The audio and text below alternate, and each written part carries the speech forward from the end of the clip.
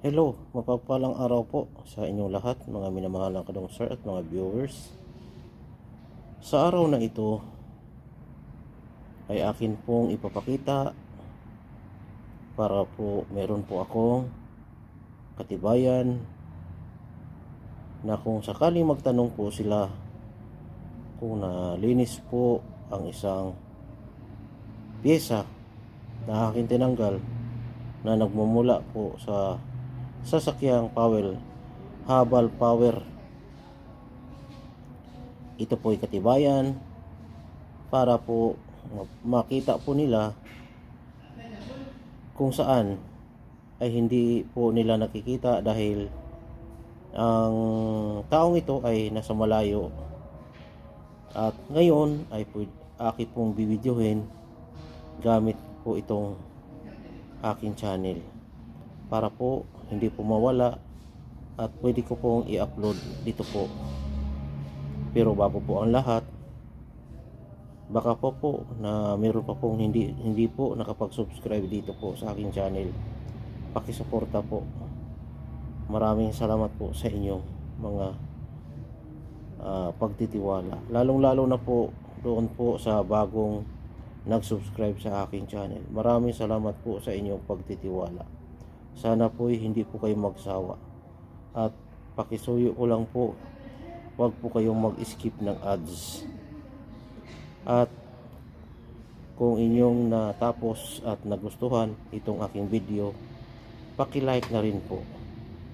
At hindi na po natin patatagalin at ipapakita ko po ang isang spare parts na aking nalinis, dahil ito po'y priority o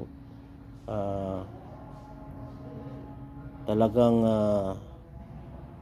nire-required ng company na linisin habang nasa warranty pa po. Kaya po hindi na po natin patatagalin, let's go. Ito po ang isang carburetor. Ito po ay nalinis ko na. Ayan po. Yan po ang nalinis ko na ng carburetor. At syempre po, nalinis ko na rin yung EGR. Ito pong EGR nito, ang gamit po nito ay accelerator sensor. Ito po yung accelerator sensor, automatic. At palagi po itong nililinis. Yan po ang problema at mini-maintain ng mga habal motor o Great Wall motor. At nalinis ko na rin po ang isang pipe na karugtong po ito sa intake. Ito po, nalinis ko na. Yan, no. Punong-puno nung una, punong-puno po yan ng mga itim. Yan po. At siyempre po, ipapakita ko rin po sa inyo ang isang liquid na ginagamit ko. Sandali lang po. Wait a minute. Para po sa karagdagang impormasyon at kaalaman kung ano ba po ang aking ginagamit na panlinis po dito. Doon po sa Pilipinas ay ginagamit po ay carburetor cleaner. Dito po carburetor cleaner din po, pero ang brand po ay papakita po sa inyo.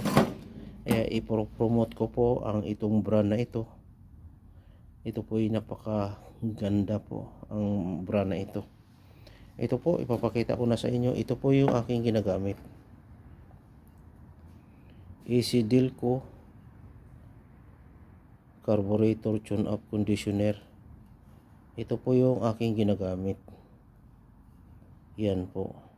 Napakaganda at quality itong liquid carburetor tune-up conditioner. Napakaganda po itong panlinis dito po sa mga spare parts na to. Ayan po. At kung inyo nagustuhan, paki-like din po itong aking video bilang suporta po sa aking channel. At bago po ang lahat, bago po ako magtapos, ay magsha-shoutout po ako sa mga patuloy na tumatangkilik po sa aking mga videos. At siyempre po, maraming salamat din po unang-una po sa Panginoong Diyos Ama na gumagabay po palagi sa akin.